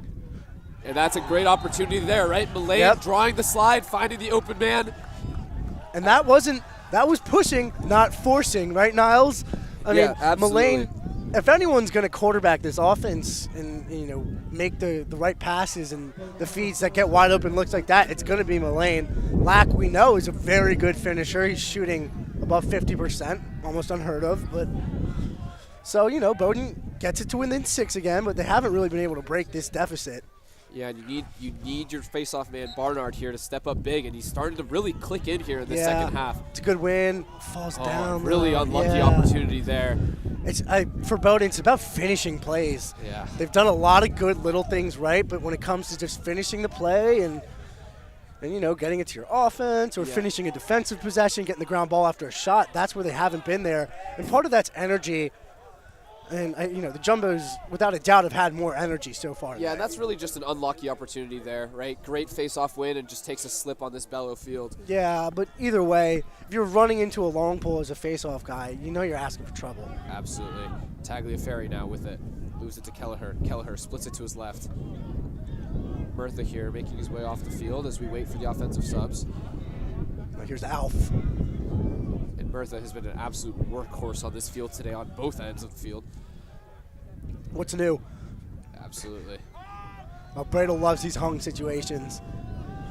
And this Jumbo's offense, anything but stagnant here as the cutting begins. Bradle with it. 20 seconds left in the shot clock. Gonna have to go. Gorno on him. Tough defense. Great check. Wow. Gorno is a fighter, man. Absolutely. And short time here for Boyden as he looks for the crease pass, but it's not there. And empty possession for the Jumbos, and Bowdoin needs to make the best of it here. Tell you what, Bowdoin's defense is locking in a little bit now. Looks like they've gone with the sub. They've put in, they put in Nate Ryan up at the close position. We didn't see him in the first half. Great pass up ahead. Bernie with it. Mullane beats his man, moves the ball behind, slips again. Turf Monster's getting him today. Yeah. Chandler now. Bowdoin's got to settle in here. And this is the starting offense for the Bowdoin Polar Bears. Really needing to make the most of this opportunity. Yep. Mullane with it behind. Bowdoin, patience. This is what they needed from an offensive set. Chandler. If I'm Bowdoin, I'm getting into Fitzgerald. He's been probably the best dodger on this zone. Only one who's really been able to create his own shot. Chandler. Byrne turns the corner, wants that far corner, but can't get it. Good run out there by Lack. Yeah. They've kind of been lacking in that department so far today. Certainly could not have said it better myself. Well, they have 15 seconds now to get a shot off, and they're really not making any inroads toward the net. Mullane, though, expect him to get a shot off. Mullane, able to turn the corner, somehow fights that one into the cage, and that is just pure grit. Yep, and Mullane is the leader of this offense. Came back for another year. And just not enough can be said about his leadership and his poise, right? A lot of coming back from behind is keeping poise and just having faith in your offense and having faith in your playmakers. And Mullane has done it on both facets, getting assists, scoring goals. So it's now 15-10. Bowdoin's finally broke that 5-goal deficit. And Barnard wins another is fully one forward. in gear now. He just can't pick up the ground balls, though. And I think that's got to be credited to Ayers and just how good of a face-off wing he is at the pole. Yeah, and Ayers comes up with that one. Some transition. Oh, Jumbo's had a fast break opportunity there, but yeah. Just kind of a forced pass from Timmons. It was a little hot. Swank could have grabbed it, but either way, it's a little too early to start playing the shot clock game where you're running it deep. But Jumbo's got to be a little more careful there. Yeah, this Jumbo's ride has been all over the field tonight. Yeah. And then just thinking about it, though, you know, this is a Tufts team that lives and dies by transition. So for them to slow down in transition maybe is not the best answer. I just think they got to be a little smarter. Yeah, and with a little under 2 minutes left in this third quarter, Bowdoin here needs another good offensive possession. They're within 5. Didn't get to 4. Oh, great pass inside. Bowdoin bench screaming for a tip. Refs think otherwise. Yeah, you said great pass inside, Niles. I'm going to have to disagree. I think Lack was kind of open, but just not the look. You know, Yeah, you got to get a good possession there. yeah, fair enough. As it's tough second midfield's in. Cole Sultan, number 31. And Cole Sultan beats his man right off. Draws an early slide, runs straight through it. And Just hammers it into the ground. What did the turf do to you, Cole? Cole had something against that one spot in particular. Bradle, feeds across the crease. Swig wanted the BTB. He's done it a few times now. Hasn't been successful yet, but good shot and get a shot clock reset. But back to that play by Sultan. I feel like that's a transition shot that even if it doesn't go in, you're happy with it from the Coach Donalfo's perspective, because it's a transition that's not too risky. Right. Swank, step down. That is money in the bank any day of the week. Way too easy. You know, they call that the deer stand, right? You're just sitting waiting for your shot.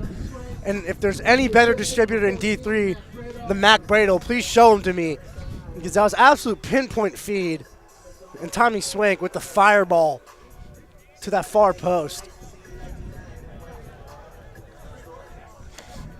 Just a little too easy for the Jumbos there, as they extend the lead back to 6. About a minute left in this quarter as Barnard wins the face. He's going to go in. So Bowdoin will probably get the last possession of this half, of this quarter. Yeah, look for them to sort of hold through the end of this shot clock here. Unless or not. Mullane finds the open man. Bouncer, Garzone couldn't get to that one. That's Lack. Lack is such a money finisher, man. I'm really impressed by this freshman. Just a great shot there. He loves that kind of the up the hash jump shot. Just creates a lot of angle as a shooter. It just really gives you leverage as well. So with 41 seconds left in the third quarter, Bowdoin just scrapping and fighting to stay in this game. Yeah, and Swank's third goal of the game is answered right away by this Bowdoin's offense, and Bowdoin just refuses to go away in this game. Barnard, first time he wins it back, but him couldn't get consensus on the ground ball. He picks it up anyways. Tough play there by Bowdoin on that far sideline. All right, so Bowdoin's going to have 25 seconds to get a shot off and potentially bring this game to within 4. They've had a very strong third quarter. Not to say the Jumbos haven't played well either, but Bowdoin finally looking like... Gorno, tough player, both sides of the field, and he has that one in the exact same spot as Locke right before him. And it's chaos on this Bowdoin bench. You can just tell how much that goal means to them. They get it to 16-12. They've really been battling all quarter. I feel like they've cleaned it up too, Niles. Their stick skills look better. They're hustling more in the GBs. You know, talk about Barnard. He won that face-off. And speaking of Barnard, it looks like we have a new face-off guy on the field. Yeah, that's probably give him a Burns. rest. That's Bo Burns out of Sidwell Friends, man. He is a pretty big dude. We're looking at him right now. He's got great calf game.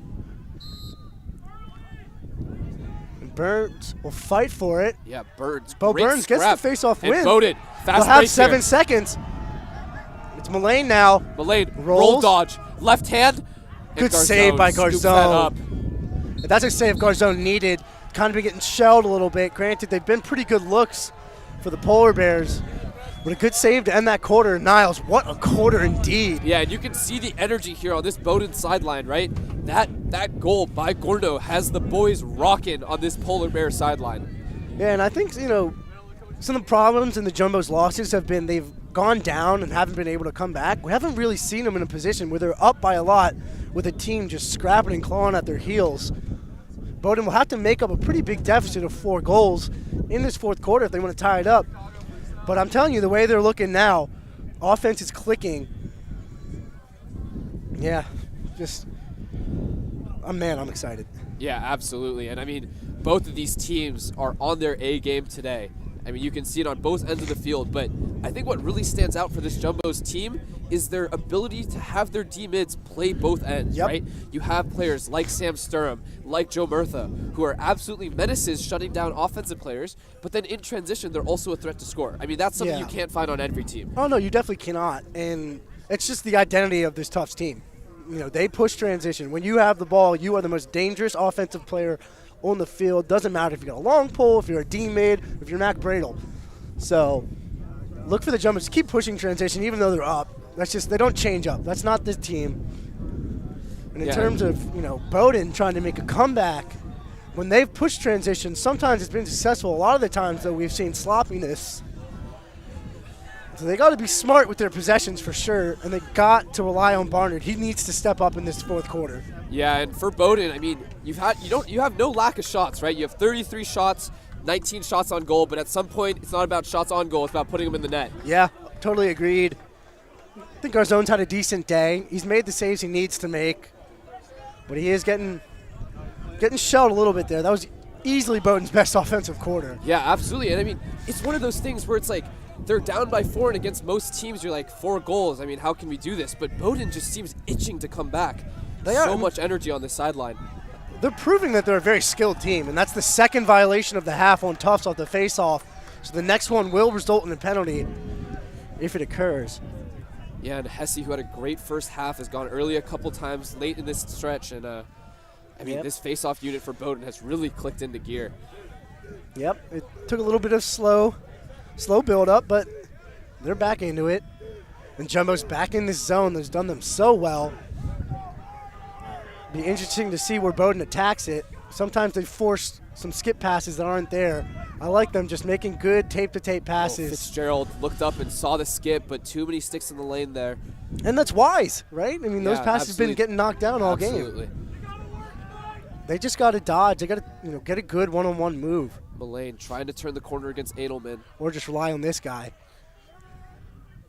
And that pass sort of looped in the air. It looked like he deflected. Looked like he wanted to make a pass, thought the better of it, and the pass came out anyways, and now the Jumbo's in transition. Joey Waldbaum's charging. He's so good off the ground and in transition. Waldbaum. Jumbo slowed up, though. Yeah. Smart move. Absolutely. It's the fourth quarter now. You know, they got to kind of play conservatively. Can't give Bowdoin extra possessions. Bradle, great roll. Oh, wanted that pass backwards, but nothing there. Who's going to get this ground ball? And those are the plays that you need to make if you're Bowdoin. Yep. Number 37, Aiden Philly with a great ground ball, moves it across the field to Mullane. Safe to say we've both been impressed by Philly today. And Mullane loses his lunch, absolutely robbed by Edelman. Just a great defensive play by Edelman. Anyone who's watched the Jumbos all year will tell you Edelman is as aggressive and calculated as a defender you will get. Beautiful play there. Doesn't care that's Mullane. Doesn't care it's Bowdoin's best player. He's going to force a turnover. Absolutely. And a really critical turnover force, too. Bowdoin looked like they had some momentum off that GB. It was Alf now. Yeah, Alf down that sideline. Feels like we've said it a million times, but he's been absolutely money from this alley. And he's clutch, too. Duke Alf, look for him to get his game going in this fourth quarter. He's already got 2 today, I believe, right? And that is just silly. I mean, oh my goodness. You can't script a play like that even if you wanted to. Nope. Cam Kelleher. That just a complete offensive player. I mean, that is unstoppable. Yep. Him and Mac Bradle just have so much chemistry. I would say the best 1-2 punch in the country on the offensive end. And just when Bowdoin feels like they're getting back into it, Tufts relies on their superstars to get them a big goal. And if you're Bowdoin, it needs to start with this face-off, right? You need to be mechanical at this X. Mason Cone with a beautiful face-off win there.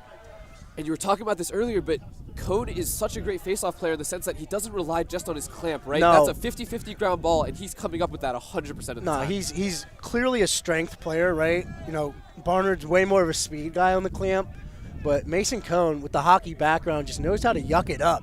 Absolutely. And Tagliaferri here. And there's no getting the ball from him unless he winds up for draws the double. Kelleher, step down, 5-hole. Yes, sir. Cam Kelleher, adding to the Jumbo's total here at Bellow Field. It is Cam Kelleher's world, and we are all living in it. What another, just another goal. I think it was 30 seconds maybe in between the last two. He is special. And a really good play by Tagliaferri. We don't talk a lot about him. He's not a big dodging presence on this first line midfield, but he makes the right plays every single time. Beautiful feed by Tagliaferri to find Kelleher with plenty of space. That's just too easy. This Bowdoin defense is starting to break down a little bit. Yeah. Maybe it's fatigue. I'm not sure. Tough to say, but Jumbos who have scored 18 also have 8 players who have scored goals today. And that type of distribution makes a defense very hard. Yeah, it just goes to show you how talented this team is offensively. We've talked about the defensive midfielders who have scored, but even on the offensive end itself, Kelleher, Boyden, and Mac Bradle are all, superstar options. And Fitzgerald now has the short stick matchup and wants it bad. Yeah, he wants to take Timmons for a ride. But it's tough against his zone because every time you go to the middle, Michael Ayers is just sitting there waiting. Ball gets moved behind, Mullane with it now. Draws Edelman, moves it up top, Chandler. And that ball goes wide. And another run out by Waldbaum. He's been all over it. And those are the plays that'll make a coach happy, right? It's not the transition Not just goals. make a coach happy, those plays that win you a game. Absolutely. I mean, it's all about hustle in a play like that. It is. Joey Waldbaum really putting it all on the line today. Joe Murtha now. Said his name a lot today. He's been a great impact on this game. Certainly has been. Great find. Oh, Pat White kicks that ball away. Yeah, that ball never made it to the cage, but Lewis Timmons wanted to get his second of the day. You can see him frustrated as he's coming to the sideline, wanted to get involved again. Hey, at least we kept possession, if from his perspective. Yeah. Bradle now fights his way inside. Good save Shot by Hobbs. and save. Hobbs actually he had that first half momentum, but really he's kind of been getting shelled of recent. So big save for him to build up the confidence. Yeah, Lane comes up with that ball, but on the offensive end, Kelleher finds himself playing defense and comes up with a huge ground ball. Almost gets that feed to Bradle. Good deflection there. Bradle gets it on Hobbs. Kelleher, step down. Hobbs puts it out in front, and that will be a great save by Hobbs here. Great ground ball there by Pat White. He's fighting for it. And as there are about 10 minutes left in this game, Bowdoin down by 6. They need to start pushing now. Mullane has Lane hung up behind the cage. Mullane turns the corner. Wow, what a shot. Didn't look at the goal once, turning that corner, flicks his head around and pins that top corner. Yeah, Mullane, realized that Matt Lane was a little out of position to start, so he takes him to X, quick change of direction, able to get top side and score that goal. Big momentum goal for the Polar Bears. And Mullane, who's leading his team in goals and assists, adds to his total as Bowdoin score now 18-13, a 5-goal difference. They keep fighting.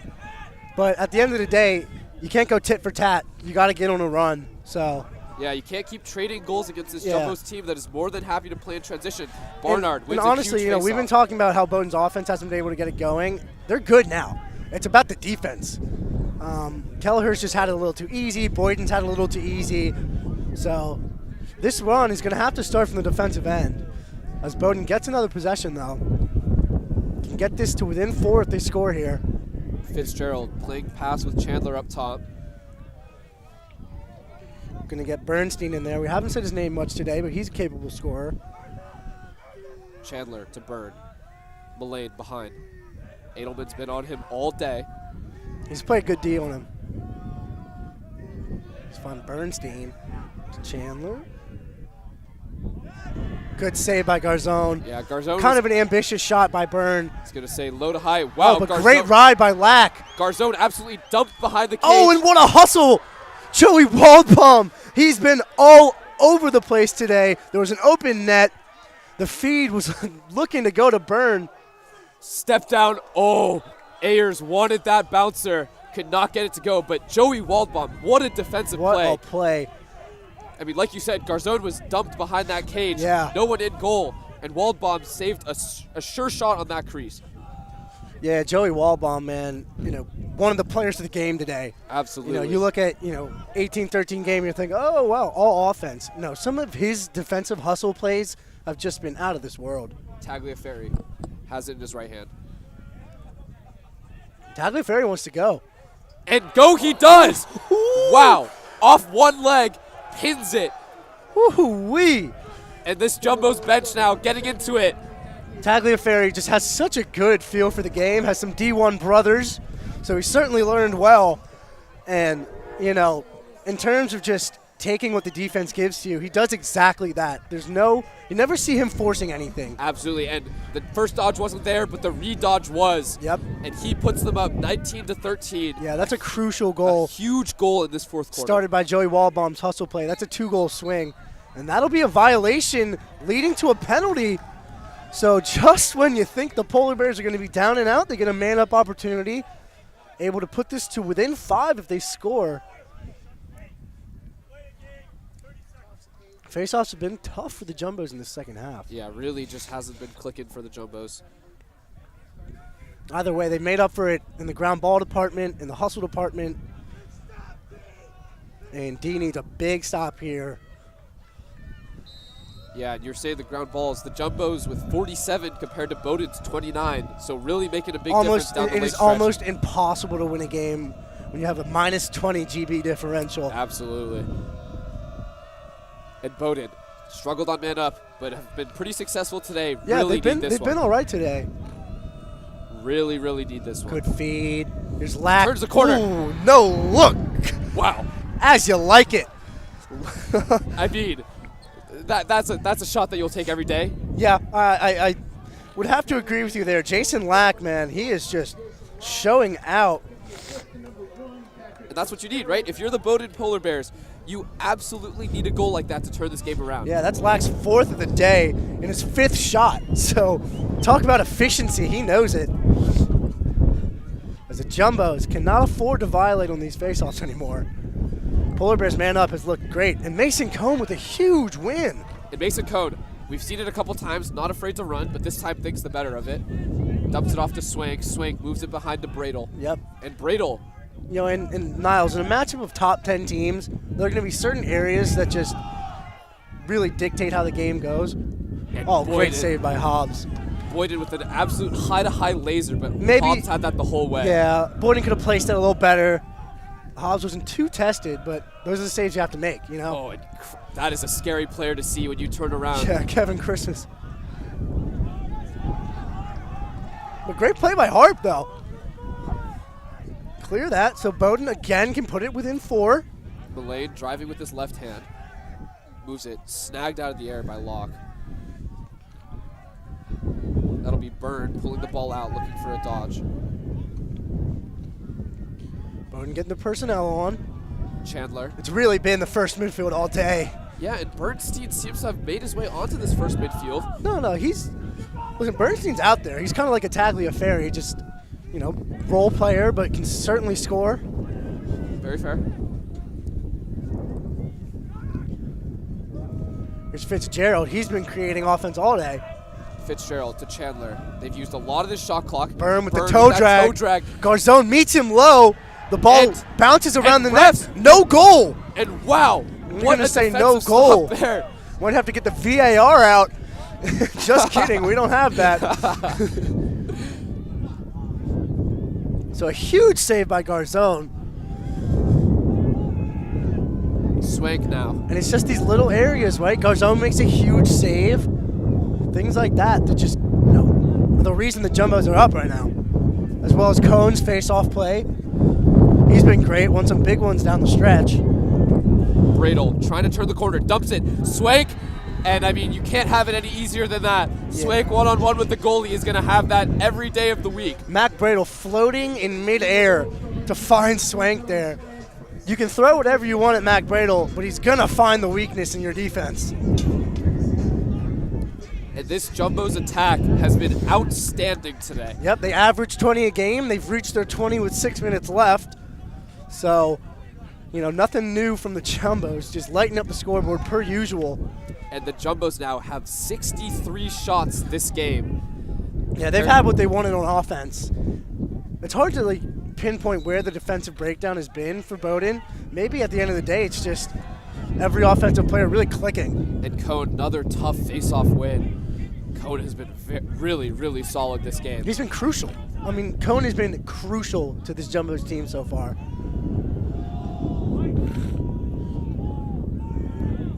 Bradle turned the corner but couldn't put that shot on the cage. I mean, I love it. You know, talk about identity and personality. You know, there's 63 seconds left in the shot clock. They're still shooting. You know, there's just no let up from this offense. And today they've just been so effective. Passes have been great. Shooting's been wonderful. It's just, you have your hands full as a defense. Yeah, this Jumbo's offense has really showed all of their parts today, with every player getting involved on the field. Great find inside, and Mac Bradle to Jack Bowdoin. That connection has been so strong this season, and they continue to really just outdo themselves. Mac Bradle's 7th assist of the game. He's also got 4 goals. It's just, sometimes, you know, when the going gets tough, you need your superstars to step up. Mac Bradle, the D3 preseason player of the year, playing like it today. And just absolutely beautiful feed. He's finding everyone. You know, I think sometimes when Bradle gets frustrated, he looks for a shot a little too much. But today, he's letting everything come to him, really dissecting this defense. And it just makes it so difficult. And you don't see this a lot anymore with players standing up, and Mason Cone there trying to grind it out. And he does. Great face-off win by Cone. And the Jumbos sort of, you know, they've won probably 3 or 4 straight face-offs. That's definitely been the difference maker for this run. Yeah, that was a big X factor coming into this game with Parker Merrill not playing, but Mason Cone and Aiden Hesse have stepped up in a big way today. With about 5 minutes left here. Yeah, I mean, for those who don't know, this is Cone's first year in the Jumbos Lacrosse team. He's been a hockey player for 3 years now at Tufts. And just showing his toughness and, you know, how much of a gift he was. Like, Coach Sinalfo was able to get him to play this spring. Because in terms of crucial moments, he's been there. Absolutely. He's been an absolutely pivotal part of this Jumbos offense. Tagliaferri gets stripped. Yeah, just lost that one. All right, so a little over 4 minutes left in this game. Bowdoin down by 7. It's go time. As they say, you got to get it to Mullane, get it to Byrne, and just take shots. That's a great clear. Ends up in the hands of Chandler. Nobody else you'd rather have it right now. It's a great clear, but also a great ride in the fact that they made Bowdoin waste 20 seconds. Chandler now with pace. Mullane makes his way to the middle of the field, dumps it in, and that is too easy for the reigning NESCAC player of the week. Yeah, you got to let him fly. You know, at this point in the game, you got to go to the goal every single time. Jumbo's defense is not ready there. And it seems like Bowdoin, when they've been successful in offense, it's because they are able to attack early. You know, as this zone gets settled in, and has been pretty effective all day for the Jumbos, that's when it becomes tough to score. So attacking before the zone can get ready has really been Bowdoin's strong suit. They're going to have to keep doing that if they want to erase these 6 goals as Barnard wins it forwards. Gets it to Mullane. Mullane wanted to push, but they have to go. Gorno, again in this offensive set, looks to get involved. Mullane with it, tripped up, no flag. Can't keep it. Edelman puts it on the ground, and they will. Jumbo's run in transition Relentless again. defense. Swank up ahead. I think he's going to wisely slow it down. You know, there are probably only 3 or 4 more iterations of a full shot clock. So. And instead, Ayer inside. I take it back. No reason to slow it down when the transition offense is this relentless. It's all the time. I mean, you know, as a defense, you hope to find a little rest and to settle in. They just don't come off the field. Michael Ayers stays on, gets a goal. So critical. He was patient on the crease, too. Looked like if he had taken that first shot, maybe would have been stuffed, but the shot fake does him well. And he rolls it into the net to put this to within 7 and almost out of reach for the Polar Bears. And that will be a trip called on Cone, and it will be Bowdoin ball, as Bowdoin really needs to step it into gear here with the score 22-15 with about 3 minutes left in this game. Yeah, it's got to be right now. If they don't score in this possession, the game is over.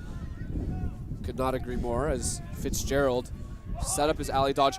What a check. Joey Waldbaum puts the ball on the deck, strips it from Mullane, and I mean, that is deflating for this Bowdoin offense. It is, and you know, the Tufts defense really locking in. Joey Waldbaum, we've said his name a million times today, and rightfully so. He's made the defensive plays that have really changed the game and just had the Jumbos monopolized possession. So. And the Jumbos here, like you mentioned earlier, really slowing things down, looking to burn through this whole shot clock. Yeah, but every time we say that, they go and score. That is so very fair. let's just see what they do. No guessing here. Here's Bradle and Bravo. Bradle looking to turn the corner. He's in the island. Gets there. That shot is soaked. Never makes it to the net. Hobbs scoops it up, moves the ball ahead. All right, Bowdoin's got transition now. That's Liam Ford, the D-midi, who's running in transition. Good save by Garzone. Great shot by Garzone. And the Jumbos here. Now they can push transition. Alf recovers it, though. Probably going to slow it down. With just under 2 minutes left in this game. And Jumbos. Coach Adolfo on the sideline asking Kelleher to really slow this down, burn through all of it. There's no reason to go fast here. Yeah, that was cheeky. Kelleher tried to do a hidden ball trick, and, well, Bowdoin was having none of that. Great heads-up play there by Harp Lane. And wasn't sure about the call made there, but looks like the ball will be going the other way. Maybe a loose ball push or something? Yeah, some sort of call in that corner there. Hard to tell exactly what's happening with this tent in the way, but Bowdoin with really no sense of urgency here, right? I mean, you need a goal now, and you need it fast, and instead the ball's thrown away. It's a 7-goal deficit. The game is over at this point. Yeah. But this is big for Bowdoin. I guarantee you these teams will see each other in the NESCAC tournament. Yeah, Bowdoin's no doubt about it. Bowdoin's looking they look very solid. You know, I think if they can find a way to clean up the ground balls and really come out with the energy that Tufts brought today, this is, a more competitive game. And as the ref asked for the shot clock reset, there will now be no need for a shot clock. With 1 minute and 10 seconds left in an 80-second shot clock, Mac Bradle will just hold in the corner and wait this game out. And, I mean, Kyle, talk about what this game means for the NESCAC championship. Sure, moving forward for this Jumbos team. Yeah, so anyone who's been watching the NESCAC knows how competitive it's been this year. There are a lot of really good teams in the NESCAC, and it's sort of anyone can beat anyone lead, minus Conn College. But no, in reality, and Bates. And Jack Boyden just with the twister. Yeah. And that is an exclamation mark for a game where the Jumbos played so solid against this number 9 ranked Bowdoin offense and defense. Yeah. I mean, Jack really Boyden, just outstanding. just the master of creativity. I swear to God, he will never put it in his left hand, even if you pay him to. Takes the twister there, finds the top of the net, makes it 23-15, 40 seconds left. Jumbo's getting some subs on. Always good to see guys get playing time. As the attack line now is Garrett Kurtz, Jack Pimentel, and Callum Wood. But no, Niles, so talking about the NESCAC, though, I think for the NCAA tournament, this could be a 3 to 4 bid league because they're just that good and that deep. Yeah, absolutely. But, for the NESCAC tournament, this is huge because Jumbo's, they're going to win this, so they're going to be number 1 in the standings, which means in their quarterfinal match, they're hosting the semis and the finals of the NESCAC tournament. So, really big win. But for Bowdoin, I think it's a great learning opportunity. Sometimes there's almost a curse of being undefeated, right? I mean, that first one's going to hit hard no matter who it it's is, against. And it's going to give them motivation, and it's going to give them a lot of areas they can work on. We know that they're solid. Offensively, they've got a bunch of playmakers. So they're solid there, but they lost today's game in the middle of the field. And Garzone with the save. And that is going to cause some issues behind the cage as a late hit for no reason on Garzone, but doesn't matter. Yeah, take it on the chin. You got the win today. Just a wonderful game. We expected a great game, and it really was, Niles. Tufts Jumbos with an absolutely amazing effort on all facets of the game. Great win, highlighted by some unexpected, really good face-off play. Some of the usual suspects like Kelleher and Bradle. And then on the defensive end, the energy that really changed the game. Headed by Joey Waldbaum, who I will say is a player of the game.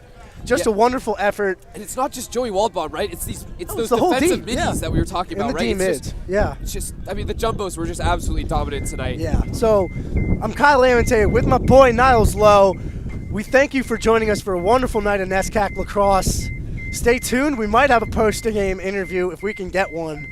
But again, thank you for joining us, and we hope to see you back here at Bellow Field this NESCAC season is far from over, Absolutely. and this is just going to be a fun team to watch going forwards. At Team Impact, we pair kids who have been sidelined by serious illness and disability with college teams from across the country. What's up, big man? You good? It's more than a single-day meet and greet or photo opportunity.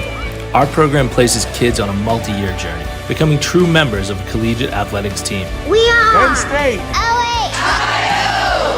From signing day to game day. I can't describe it. It feels amazing. Team Impact. All in, all together. At Team Impact, we pair kids who have been sidelined by